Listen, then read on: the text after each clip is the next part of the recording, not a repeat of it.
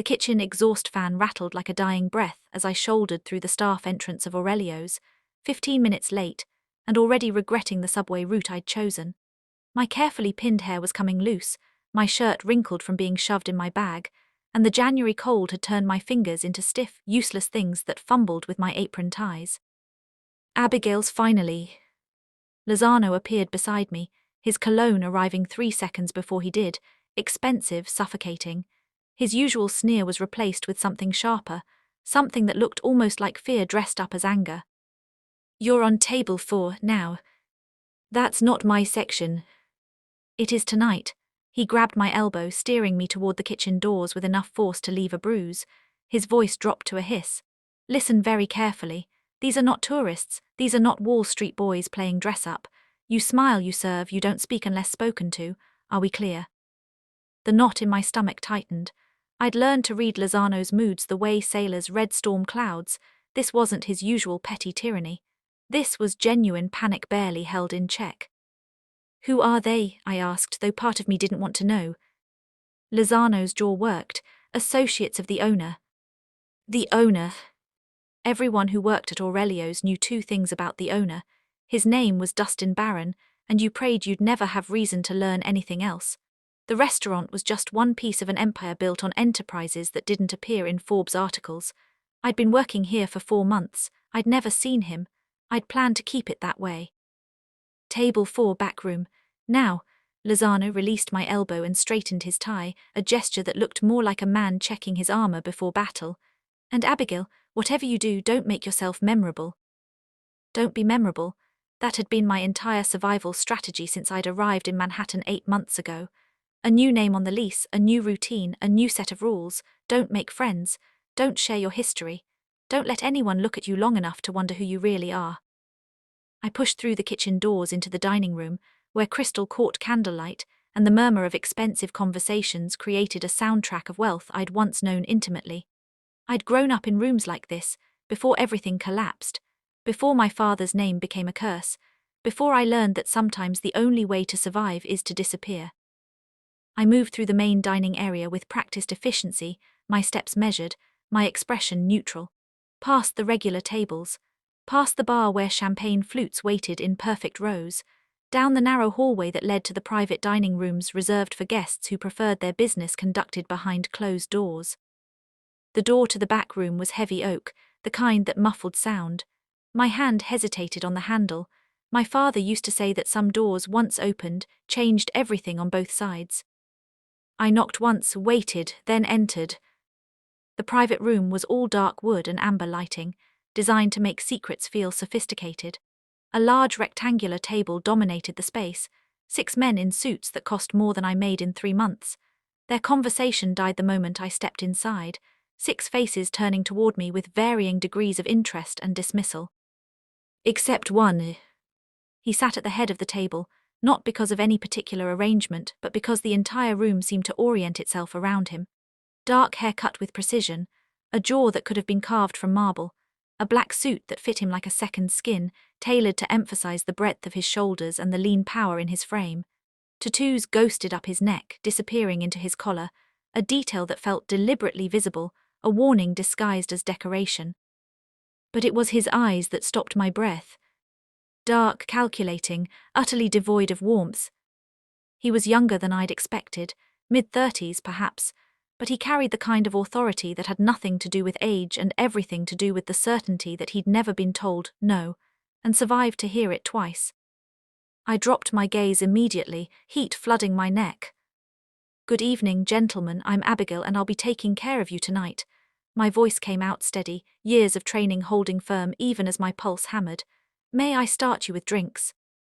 I moved around the table with mechanical efficiency, pen hovering over my notepad, taking orders for whiskey and wine and sparkling water, but I could feel his gaze following me with the weight of a hand on my spine.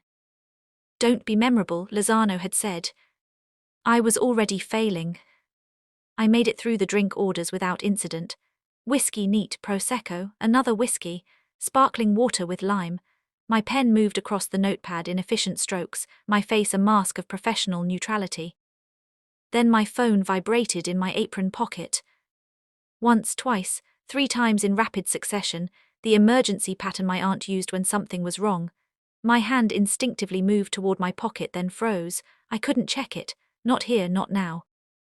The man at the head of the table, Dustin Barron, it had to be him, was speaking in low tones to the man on his right, discussing percentages and timelines in the kind of code that wasn't really code at all. I turned toward the kitchen, my list of drinks committed to memory. The phone vibrated again, 4 times 5. My aunt never called like this unless. "I'll have your drinks shortly," I managed, already moving toward the door. I barely made it into the hallway before I had the phone out, my hands shaking as I swiped to answer. "Zia." Abigail finalmente, my aunt's voice was sharp with panic, rapid Italian pouring through the speaker. "E grave tu fratello, l'ospedale ha chiamato, Davy." Aspetta, I cut in, my own Italian flowing without thought, instinctive as breathing. "Quali ospedal, cos successo." I'd stepped back toward the dining room door without realizing it, too focused on my aunt's explanation. My brother, a car accident, not life-threatening, but they needed to reach me. They'd been trying for hours to notice that the door had opened. Or that Dustin Barron was standing 3 feet away, his hand still on the handle. "Zia, I can't, I'm working, I'll call you back in 10 minutes, I promise." I switched to English for the last part, some desperate instinct trying to salvage what was already lost. "Ti amo, di 6 minuti." I ended the call and looked up. Dustin Barron's expression hadn't changed, still that same cold assessment, that calculating intelligence. But something in his eyes had sharpened, like a predator that had just detected movement in tall grass. "I apologize," I said quickly, shoving the phone back into my pocket. "Family emergency, it won't happen again." He didn't move, didn't speak, just studied me with an intensity that made my skin prickle, like he was reading a language printed on my bones. "Italian," he finally said, not a question, a confirmation. Yes, my family." That wasn't tourist Italian. He stepped closer, his voice dropping to something quieter and infinitely more dangerous. That was native, Roman unless I'm mistaken. My throat went dry. Every alarm in my nervous system was screaming at me to run, but my feet might as well have been nailed to the floor. "Florence, actually," I heard myself say. His mouth curved into something that might have been a smile on someone else. On him, it looked like a blade being slowly drawn from its sheath. "How interesting," Dustin Barron murmured. "How very, very interesting." Before I could respond, Lozano's voice cut through the hallway like a whip crack. "Abigail, what the hell do you think you're doing?" He materialized from the kitchen, his face mottled red with fury, close enough that I could smell the coffee on his breath. "You take a personal call, in the middle of service, while serving this table." "I'm sorry, it was an emergency." "I don't care if the Pope himself was calling." Lozano's finger jabbed toward my face. "You just embarrassed this restaurant in front of Mr. Barron. You're done. Give me your apron." My hands moved to the ties automatically, muscle memory from a lifetime of knowing when to comply, when to make myself smaller. The knot wouldn't come loose, my fingers were shaking too badly. "It won't happen again," I said, hatting the pleading note in my voice. "Please, I need this job." "You needed this job, past tense." Lozano grabbed my wrist, yanking at the apron strings himself. "You think you're special, you think you can just." "Lozano." Dustin Barron's voice wasn't loud. It didn't need to be. The single word carried the weight of absolute authority, the kind that didn't expect to be questioned because it never had been. Lozano's hands stilled. He turned, his expression shifting from rage to something closer to fear, badly disguised. "Mr. Barron, I apologize for the disruption. This girl clearly doesn't understand." "What I understand," Dustin interrupted, his gaze fixed on me rather than Lozano, "is that accidents happen. Family emergencies happen." He slipped his hands into his pockets, the gesture casual in a way that felt deliberately choreographed. "How long has she worked here?" 4 months, sir, but..." "And in those 4 months, has she been a problem?" Lozano's jaw worked. "No, sir, but disrespect of this magnitude." "I didn't ask about magnitude. I asked if she'd been a problem." Dustin's tone remained pleasant, conversational even, but something underneath it made the temperature in the hallway drop 10 degrees. "Has she?" "No, sir." "Then it seems excessive to terminate someone over a single phone call." Dustin finally looked at Lozano, and the floor manager actually took a step back. Don't you think? Yes, of course, Mr. Barron, if you prefer. I do prefer. Dustin's attention returned to me, and I felt pinned beneath the weight of it, a butterfly on a collector's board. In fact, I'll need her for the rest of the evening. My guests and I may require someone with linguistic versatility. The air left my lungs. He knew exactly what he'd heard, and he was cataloguing it, calculating its value the way other men calculated stock portfolios. Lozano opened his mouth, then closed it. Of course, Mr. Barron, whatever you need. Good, Dustin gestured toward the private dining room. Abigail, shall we? It wasn't a question. As I moved past Lozano toward the door, Dustin added one more thing, his voice soft enough that only the three of us could hear it.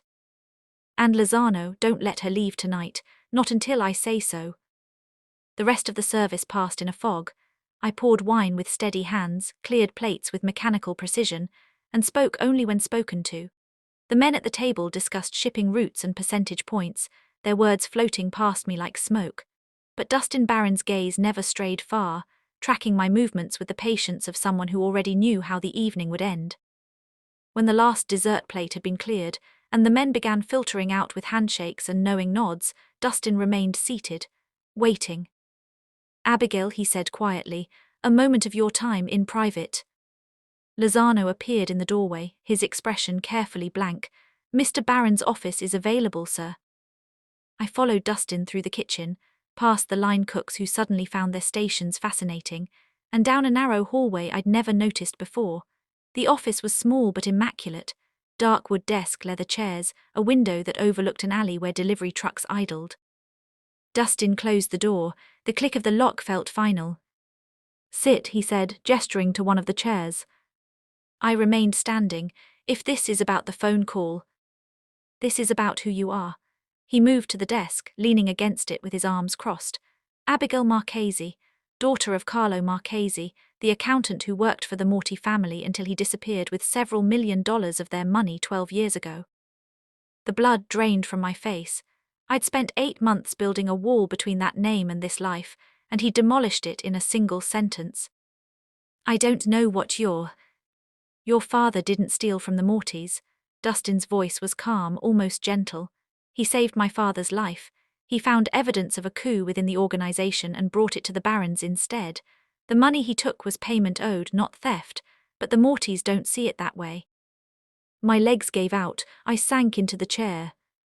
They've been looking for you for years, Dustin continued. Your mother, your brother, you, tracking bank accounts, addresses, employment records. You've been careful, I'll give you that. But careful isn't invisible. Why are you telling me this? My voice came out as a whisper. Because I need something from you and you need something from me. He pulled a business card from his pocket, set it on the desk between us. This weekend I have meetings in the Hamptons, negotiations with associates from Sicily. I need a translator I can trust, someone who speaks Italian like a native, someone the Mortys don't know is connected to me. And if I refuse? His expression didn't change. Then you walk out of here tonight, and by Monday, 3 different people will know exactly where to find Carlo Marchese's daughter. The card sat on the desk like a coiled snake. That's not an offer, I said. That's a kidnapping. Dustin smiled, and it was the coldest thing I'd ever seen. Call it what you like, but you have until tomorrow morning to decide. I didn't sleep that night. I sat in my shoebox apartment in Queens, staring at Dustin Barron's business card until the numbers blurred, my phone clutched in my other hand with my aunt's frantic messages still glowing on the screen. By dawn, I'd made my choice. Or rather, the choice had made itself, the way a drowning person doesn't really decide to grab the rope, they just do. I texted the number on the card, I'm in. The response came 30 seconds later, car will be there in an hour, pack nothing, everything will be provided. The black SUV arrived at 7. The driver didn't speak, didn't ask questions, just held the door open and pulled into traffic with the smooth efficiency of someone who'd done this 1,000 times. We drove north out of the city, through towns that grew progressively wealthier until the houses disappeared behind gates and walls of manicured hedges. The Barron estate wasn't a house. It was a compound, glass and stone rising from perfectly landscaped grounds. the kind of place that made my childhood home look like a cottage. The SUV rolled to a stop in front of steps that led to doors tall enough for giants. A woman in a crisp black suit met me in the foyer. "Miss Marchese, I'm Elena, if you'll follow me." She led me through hallways lined with art I recognized from textbooks, past windows that framed the ocean like paintings, and finally to a suite larger than my entire apartment. A 4-poster bed, a bathroom with marble that probably cost more than my yearly salary, and covering every surface, the bed, the chairs, the chaise by the window, clothes. Dresses in jewel tones and midnight black, tailored pants and silk blouses, shoes with heels that could double as weapons, everything in my size, nothing with a price tag, all of it screaming money in the quiet way that only truly expensive things could. "Mr. Barron requests that you join him for breakfast in 30 minutes, Elena said. "You'll find appropriate attire for the day's meetings." She gestured to a navy dress with clean lines and a hem that hit just below the knee, sophisticated, expensive, invisible in the way that only the wealthy could afford to be. "These aren't mine," I said stupidly. "They are now." Elena moved to the door, paused. "A word of advice, Miss Marchese. Mr. Barron doesn't make investments that don't pay returns. Whatever you think this is, whatever you think he wants from you, you're probably underestimating." The door closed with a whisper of sound. I stood in the center of the room, surrounded by silks and cashmere, my waitress uniform still clinging to my skin, and understood with crystalline clarity what was happening. Dustin Barron wasn't just hiring a translator. He was erasing the waitress and creating someone new. I picked up the navy dress, felt the weight of the fabric, substantial, real, nothing like the cheap polyester I'd been wearing for months. The apron had been armor, this was a uniform of a different kind. I wondered which one would protect me better in the war I'd just enlisted in. The navy dress fit like it had been made for me. Probably because it had been. I'd found a tailor's receipt in the closet with measurements that matched mine exactly. The thought of Dustin Barron having that level of detail about my body should have terrified me. Instead, it just felt inevitable. Breakfast had been a silent affair, Dustin reviewing documents while I pushed eggs around a plate, both of us pretending this was normal. By evening, a different car arrived to take us to the restaurant, this one even more anonymous than the last. "The Sicilians are old school," Dustin said as we drove. "They'll speak English, but they'll discuss real business in Italian when they think I can't understand. That's where you come in." "You want me to eavesdrop?" "I want you to translate, there's a difference." He adjusted his cufflinks, a gesture I was learning meant he was calculating something. "Stay close, listen, tell me everything." The restaurant was the kind of place that didn't have a sign. If you needed to ask where it was, you weren't invited. We were led to a private room where 3 men waited, all of them north of 60, all of them wearing suits that had probably been tailored in Milan. Mr. Barron, the tallest one, stood, extending his hand. "A pleasure, finally." "Don Catalano, thank you for making the trip." Dustin's smile was perfect, warm, respectful, completely false. I stood slightly behind Dustin's right shoulder, my hands folded, my expression neutral. The men's eyes slid over me the way they'd slide over a piece of furniture, present, necessary, beneath notice. "Perfect." The dinner began with pleasantries in accented English. Wine was poured. Appetizers appeared.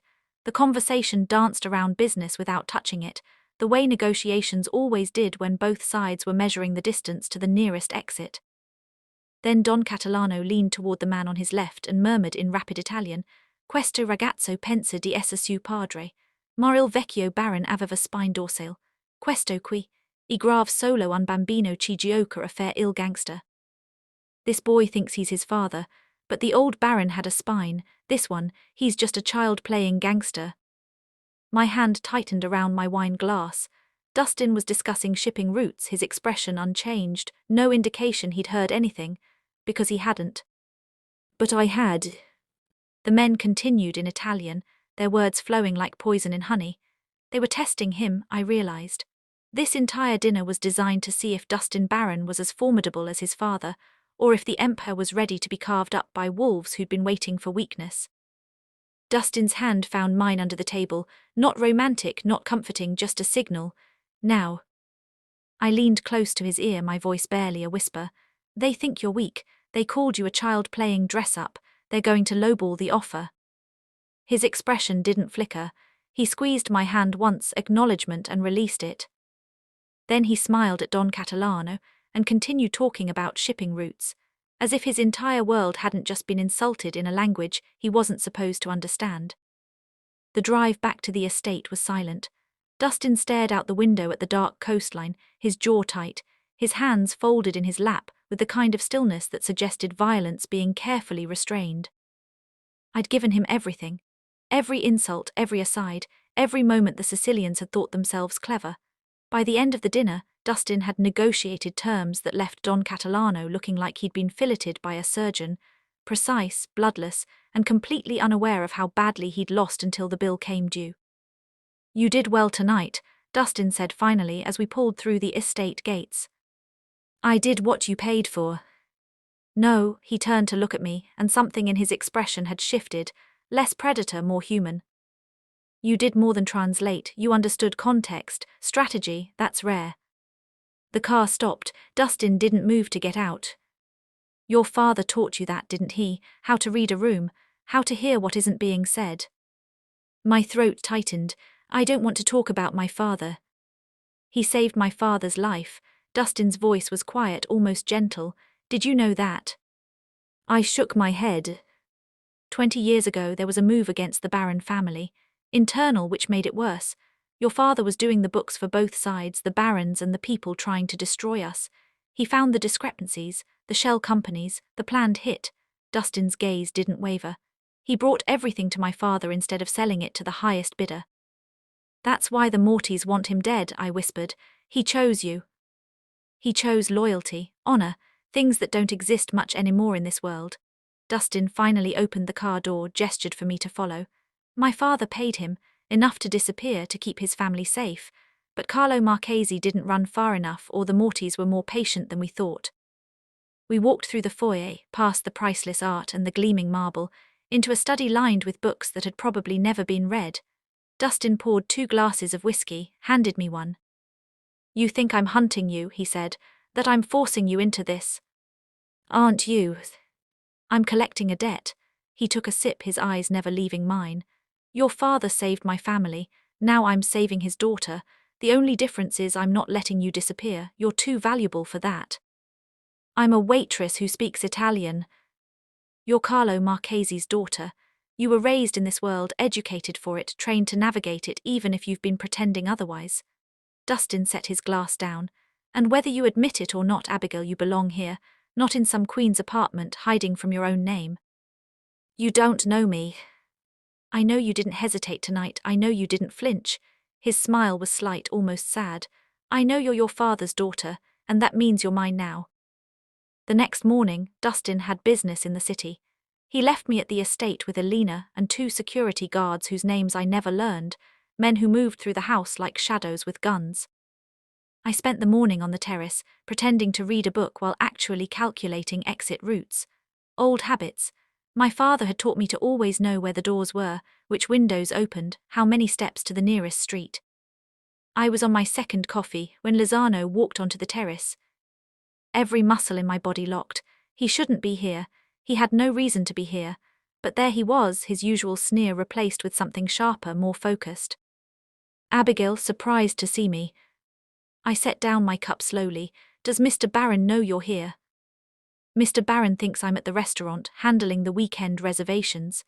Lozano moved closer, his hand sliding into his jacket. Not for a weapon, not yet, but the threat was clear. Funny thing about loyalty, it's always for sale if the price is right. My heart hammered against my ribs. "The Mortys." "Smart girl, just like your father." He pulled out his phone, typed something one-handed. "They've been very patient, waiting for Carlo's little girl to surface. And then you just walked into my restaurant, speaking Italian like you were born in Florence, which of course you were." I stood, my chair scraping against stone. "Dustin will." "Dustin is 40 minutes away in traffic. By the time his people realize something's wrong, you'll be in a car heading to New Jersey." Lozano smiled. "The Mortys send their regards to your father. They're looking forward to reuniting your family." The security guards were inside. Elena was in the east wing. I was alone with a traitor on a terrace that overlooked a 100-foot drop to rocks and ocean. "Think," my father's voice in my head, steady as a heartbeat. "Always have a signal, always have a code. Aspetta, I said, switching to Italian, my voice loud enough to carry. Si mai uccidi qui Baron saprà chi sei stato tu, troppo ovvio.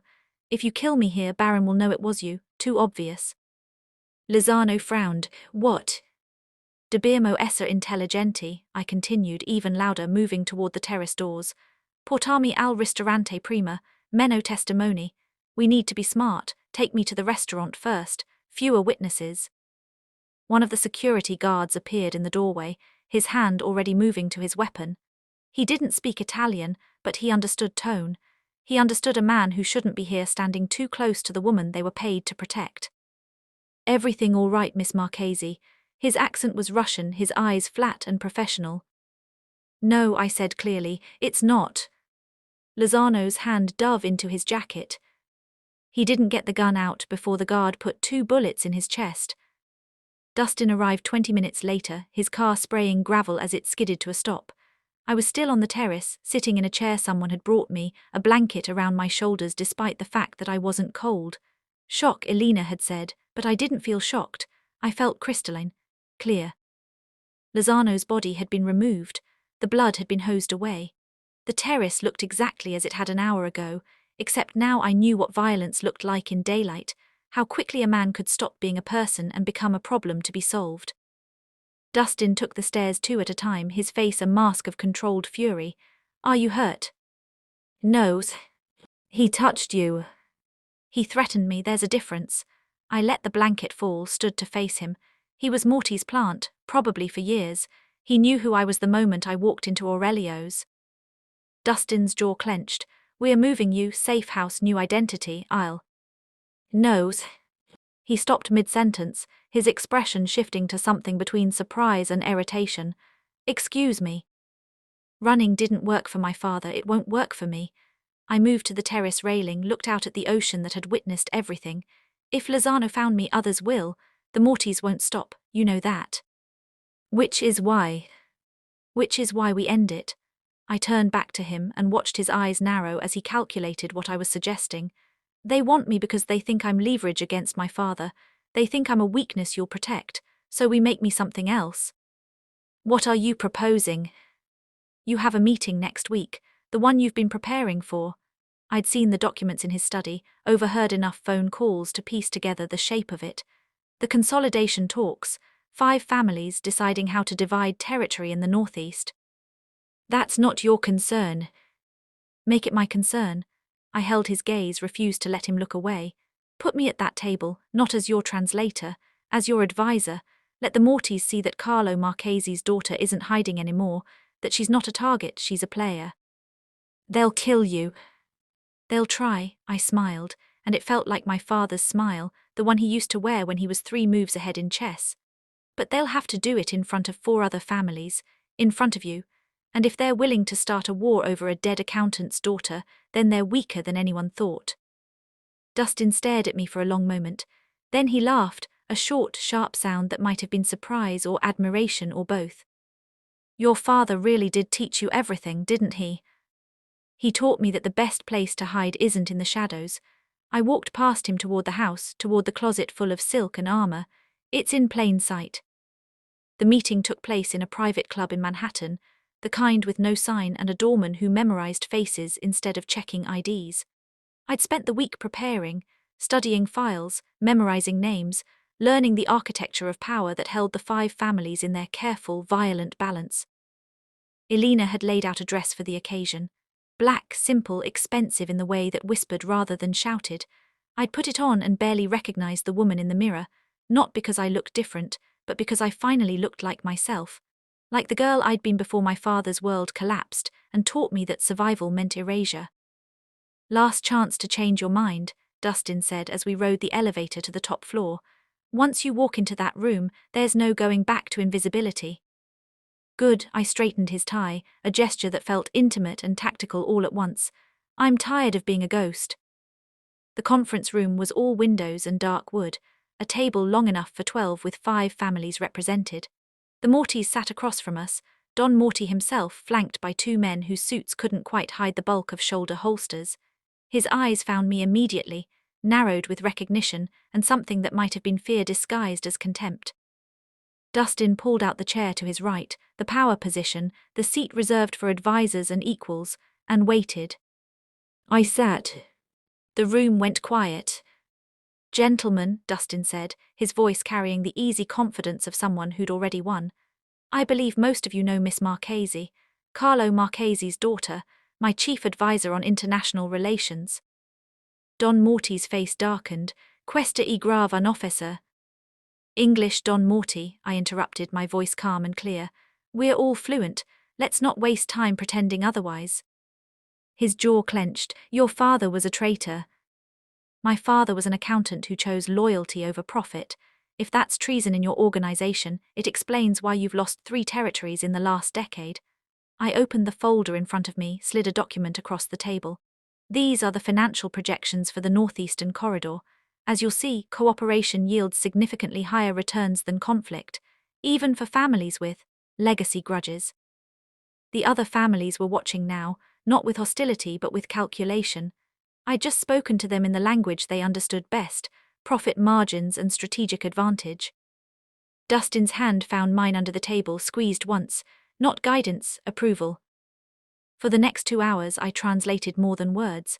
I translated intentions, read subtext, navigated the careful dance of men who built empires on violence but sustained them with diplomacy. And slowly, I watched the room's center of gravity shift, not away from Dustin, but toward the space we occupied together. By the time we stood to leave, Don Morty hadn't spoken to me again. He didn't need to. His silence was its own acknowledgement. In the elevator, Dustin turned to me. Your father would be proud. My father would be terrified, I said, but I was smiling. The doors opened onto the street, onto the city that had once felt like a hiding place and now felt like a kingdom. I wasn't running anymore. I was home. Thanks for watching and don't forget to subscribe so you don't miss interesting story like this.